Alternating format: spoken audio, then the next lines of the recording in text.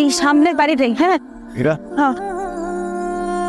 তোর টাকা দেয় কথা লাগে তোর টাকা দিতে যাস না ভাতের কোনো বিরুদ্ধে যাস সব উল্টা পাল্টা কথা কইতাছে। উল্টা পাল্টা কথা কইতে মানে আমি কথা কইতে জানি না আমার কথা তোর কাছ থেকে শেখা লাগবে কয়টা দিন বাচ্চা সকালবেলা ঘর থেকে বাইরে হইতে টো করে আসে কোনো টাইম জ্ঞান নাই মাতলামি শুরু করছেন না? উল্টা পাল্টা খাই আইসা ও মানুষের মতো আচরণ করতেছে। এই তোর বাপের টাকা খাই আমি তোর বাপের টাকা কয়টা দিন বাচ্চা আমি তোর বাপের টাকা নেশা করে তোর টাকা তোর অন্য করে বাতারের টাকা নেশা করি আমি শেষ করি আমার টাকায় তোর মতো একটা বিধবাদের বিয়ে করে আমি ঘরে তুলতে তোর কপাল তারপর চুপা তোরে আমি ভাই করতেছেন নাকি বাইরেন না ভাই তুই কেডা আমার ঘরে নতুন লাগ বাইরে আমার তোর ভাতারের ভাত ভালো লাগে না ভাতের ভাত দিত আমি তো লান বেলা এই মা চলো টাকা কি শুরু করছস তুই? আল্লাহর গজব পড়বো তো তোর মাথার মধ্যে আল্লাহর গজব পড়বো।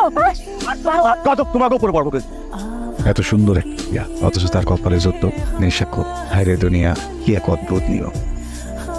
আসসালামু আলাইকুম ওয়ালাইকুম সালাম। কই গেছেন ওই যে বাজারের দিকে মহাজনের বাড়িতে। উঠেন আপনার খ্যাপ নাই? আপনি খেয়ে সমস্যা নেই আমি তো টাকা লয়ে বাইরই নেই। এই সমস্যা নেই দিন করে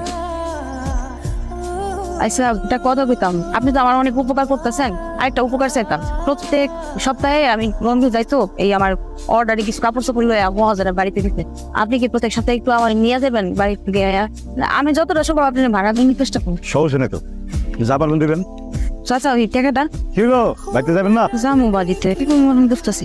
কত টাকা 500 টাকা। কত বলবো কামে কিছু টাকা পাইছে 300 টাকার মতো আছে এই জায়গায় 200 টাকা আমি একটু করে আপনার বাবুরে দিতেছি না না আপনার টাকা আমি কি লেগে আমি নিতে পারবো না। সমস্যা নেই তার দিতেছি পরে ফেরত দিন আপনার টাকা আবার ফেরত দিতে যদি দেরি হয়ে যায়। আবার মানুষের যখন সাহায্য করে তখন তো আসলে সময় হয় সাহায্য করা উচিত। তাহলে করে সাহায্য করা উচিত মন থেকে। তাহলে ও মা তাহলে কই গে জানোস না কিস্তি দিতে গেছে। কিস্তি দিতে গেছে মানে এই রাতের বেলা কিসের কিস্তি আল্লাহ 30 টা দিন কি শুরু করছে তোমার পিটার রাতের বেলা কিসের কিস্তি দিতে গেছে সে এই তোর কোন বাপের রাতের বেলা কিস্তি টাকা নিয়ে বসেছিল তুই কিস্তির টাকা দিতে গেছিস না আগের কথা শ্রাদ্ধ করতে গেছিলি এই বিধবা বেটা তোমার জীবনটা শেষ করে বিদেশ যাবেন কইরা কিস্তির টাকা তুই পরে মদ গাঁজা নেশা পানি করে টাকাগুলো উড়াইছিস। দিবে কি একবারও না দেন? তুই আবার বলে নেশা ভাই করতেছেন নি আমি ঘরের বউ আমি এটা বাইরের মানুষ খারাপ না আশেপাশে বাড়ির লোকজন আছে কথাবার্তা বলে ভিতরে যায় কেমন দেয়া যায় না পাতার উপর লাঙ্গিন করার বেশি না আমার বউরে আমি মারবো না কাটবো এটা আমার ব্যাপার তোর ধর ভাই আমার চোখ আছে সারা দিন এর আমি লয়ে গেছি কামে গেছে দেখছি কি পরিমাণ কষ্ট করে তো কষ্ট করে একটা মানুষ ঘরে টাকা আনতেছে আপনি 1 টাকা দিয়ে নেশা করতেছেন জুয়া খেলতেছেন আবার হ্যারি মারতেছেন ভাই আমি নেশা করি কি করে আমি জুয়া খেলে এবার যাবো আমি জুয়া খেলে এবার যাবো গেলাম রে তুই পাড়া ভরে মাইকিং করে বেড়াচ্ছিস আমি জুয়া খেলি ওই আমি আজকে যা নতুন বাতা নিয়ে ভাই না শুরু করছিস কি তুই? হ্যাঁ এই বউটা বাড়িতে বাইরে তোর জন্য আমার সংসার নষ্ট হবে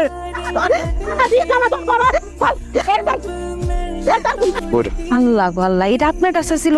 আমি আর এই বই খুঁজতে খুঁজতে পুরা বাড়ি গড়া হলে ফেলাইছিলাম। আসি হ্যাঁ শুনেন কিছু মনে না করলে একটা পাশে গেল স্বামী কিশোর এই বিধবা খুব আনন্দ করে বিয়ে করছিলেন আগে এমন কিছু বিয়া না হয়েও বিধবা ডাক্তার শুনতে হয় আমার আল্লাহ 30টা দিন কপালের দোষ। আসলে বুঝলাম না আসলে আমার এক জায়গায় বিয়া ঠিক হয়েছিল, মানুষটা বিদেশ থাকতো। হ্যাঁ আব্বা আমারে দেখা খুব পছন্দ করছিল, হ্যাঁ এই সব কথাবার্তা পাকাপাকি করে গেছিল, বিয়া দিন ক্ষণ সবকিছু। মানুষটার সাথে আমার একদিন মোবাইলে কথা হয়েছিল অল্প সময়ের জন্য, নাম তার সম্পর্কে কিছুই জানি না, চেহারা ছবিও দেখিনি। বিয়ার ঠিক 1 সপ্তাহ আগে মানুষটার আব্বা মারা যায়। তারপর শুনছি আবার মৃত্যু সংবাদ শুনে আসছিল আবার চলে গেছে। ওই দিক থেকে তারপর কোনো খোঁজ খবর পাই নাই। আমরা 3-3টা বছর অপেক্ষা করছি মানুষটার জন্য। ছোটবেলায় তো বাপ মা গেছে গিয়া, মা মামির কাছে বড় হয়েছি, এক কাছে তো আমি বোঝা 3 বছর মানে অনেক দিন অপেক্ষা করছিল। মানুষটা এলো না, অনেক বড় ক্ষতি করে দিয়ে গেছে আমার। কারণ গ্রামের সবাই কেমনে জানি একটা কথা ছড়াইলো যে মোবাইলে নাকি আমাকে কবুল হয়ে গেছে। এই আর কি। আপনার কি হয়েছে, কি চিন্তা করেন? কিছু না এটা কথা জিজ্ঞাসা হ্যাঁ যদি কখনো আহে সামনে এটা ক্ষমা করবেন না। বাবা সামনে ছুটি পাই বুঝতে কটা করবো। আমি আসি, আসসালামু আলাইকুম। সত্যি কি সালে হাই আমার নিহারিকা, যার জন্য আমি তিলে তিলে মনের বাগানে স্বপ্ন বুনছি, যার জন্য বিয়ার শাড়ি কিনা রাখছি। শাড়ি এখন আমি কারে পরাবো? আমার জন্য আজকে আমার নিহারিকা তুষের অনলে পুরা করতেছে। আমি এখন কিভাবে নিহারিকারে বলবো যার জন্য এতদিন অপেক্ষা করছিলা? আমি সেই হতভাগা যে কিনা বিদেশে 5 বছর জেল খাইরা ফিরে এসে শুনে তার স্বপ্নের মানুষের বিয়ে হয়ে গেছে। আমি কি সালের বলবো যে তুমি সেই নিহারিকা যারে খুঁজতে আমি রসুলপুর গ্রামে আইছি? না, অনেক দেরি হয়ে গেছে। এখন আমি তারে কিছু বললে সে আমারে ভুল বুঝবে, তারাই দিবে, তার এই অসময়ে আমারে পাশে থাকতে দিবে না। নিহারিকা আমি কথা দিতেছি ছায়া হয়ে থাকুক তোমার, কিন্তু আমার পরিচয় তোমার জানতে দেব। আরে মনির ভাই দাঁড়াও। কি হয়েছে কিছু কবি তাড়াতাড়ি কথা যেতে আমার আচ্ছা মনির ভাই তুমি কি কোনো কিছু বোঝো না? আব্বা কি শুধু শুধু তোমার এতগুলা টাকা দেয়? নিজের হাতে নিজের সোনার সংসারটা আর ধ্বংস করো না। আব্বার মতলব কিন্তু ভালো না, পরে কিন্তু পস্তাবা। তুই আমার ঘরে খারাপ সাথে তোর আমার বেস্তের মতো চাচার উল্টো পাল্টা কথা এরকম একটা ভালোবাসি করে তোর মতো একটা খারাপ সাথে কেমন হইলো? ফার দ্বার আবার চাচার উল্টো পাল্টা কথা বলে ফাজিল। যাও যাও একদিন ঠিকই বুঝবা, কিন্তু তখন আর হাতে সময় থাকবো না। বাড়িতে কেউ আছেন? দরজাটা খুলুন। আর আপনারা চলে আপনার স্বামীর নাম কি মনির? জি স্যার। আপনার ওই নেশাখোর আর মাদক ব্যবসায়ী হাজবেন্ডকে ডাকেন। স্যার এ তো বাড়িতে নাই, বাইরে এখনো বাড়িতে আসেনি। এই যাও ভালো করে সার্চ করে দেখো। স্যার কি আমরা কি হয়েছে? আরে মিথ্যুক মহিলা বলছে ঘরের ভিতর কেউ নেই। আমার অবস্থা স্যার এই নাটক করতেছে। তুই কতদিন ধরে মাদক ব্যবসা করছিস? ভেবেছিস আমরা কিছু জানি না? আল্লাহর কথা খুদার কথা আমি এই যে মাটি দিয়ে আমার বউর পাতা। আমি কোনোদিন মাদকের ব্যবসা করিনি, আমি কোনোদিন ব্যবসা করিনি। আমি মাদক দিচ্ছি কথা কর আগে তুমি। স্যার সত্যি কইতাছে স্যার, কোনো মাদক ব্যবসা করে না স্যার। পাইছি না বাহ। এই তো এগুলো কি স্যার? এগুলো আমার না স্যার, কার কি আমি জানি না স্যার। কোথা গেল এগুলো? এই আর কোনো কথা নাই, চলো থানায় নিয়ে চলো। আসো আজকে রাতে এরকম আটকা পুলিশে ওনার ধরে লয়ে গেল। বিশ্বাস করবা পারতেছি ঠিক কি হয়ে গেল। বাজারে আমার ফোন তো ধরে দিয়ে গেছে। আমরা কি করব? কই যাব? কাইন্দেন না, অত তো পুরো মতোই কিছু একটা বলবো দরকার হলে যা কিছু আছে বেঁচে বুঝে বাইরে বাইর করুন, চিন্তা করেন। চাচাই কইলো কোর্ট কাছারি করতে অনেক টাকা লাগে। জীবন দিয়া হইলেও তোমার পাশে আমার থাকতেই হইব নিহারিকা। যার জন্য আজ অনন্ত অনলে জ্বলতেছ সে তো আমি। আপনার ঋণ আমরা কোনোদিন শোধ করতে পারবো না। আল্লাহ আপনার ফেরেশতার উপরে আমার কাছে পাঠিয়েছে। দেখেন আল্লাহ দিন করতে তারা আল্লাহ করে একটু তো তো তোমার নেশাখোর পোলা কি বা করবো? ও তো খালি টাকা নিতেই পারে, আর ওরে আমি টাকা দিতে দিতে আমি শেষ হয়ে গেলাম। আমার টাকাগুলো জলদি ফেরত দেওয়ার ব্যবস্থা করতে হইব। শুনো বাবু, আমার হাতে সময় বলতে আর কিছু নাই। আমি আগামী বছর হজে যাবো, কিন্তু এই বছর আমার সব টাকা জমা দিতে হইব। এখন তোমরা যদি টাকা পয়সা দিতে না পারো তাহলে তোমার এই বাড়িটা আমার নামে দিয়ে দাও, আমার তুলে আমার কাছে দিয়ে দাও। আমি কিন্তু আর সময় কিছু দিতে পারবো না। আমি কাগজপত্র সব রেডি করি, তুমি সেখানে খালি একটা টিপস দিয়ে দিও, ঠিক আছে? চলো আমি গেলাম।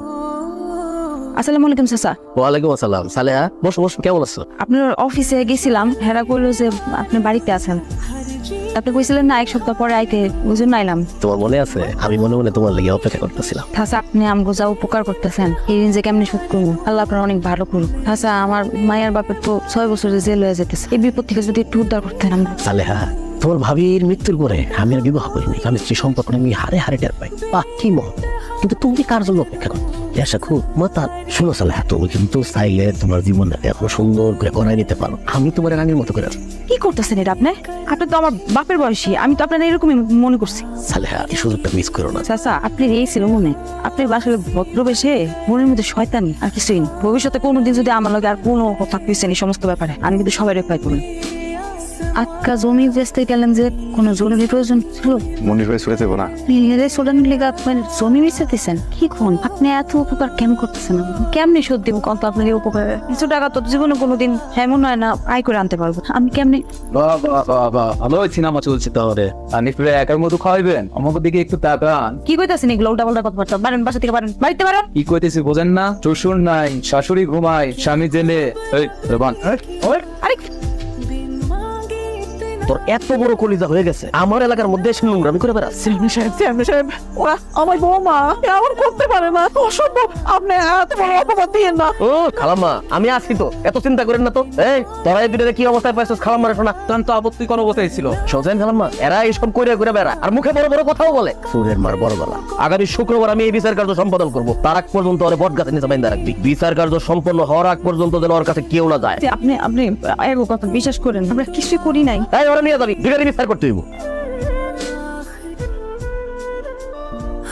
আপনি কোনো চিন্তা করেন না, হ্যাঁ? আমি চেয়ারম্যান চাচার লোক খুন করে নিতেছি, সব ঠিক আছে। আপনি ছেড়ে দেবো, আমার মাফ করে দেন। হলে আপনি অনেক বড় বিপদে পড়লেন চাচা। আপনি একমাত্র পারেননি বিপদ থেকে উদ্ধার করতে চাচা। অবশ্যই পারি।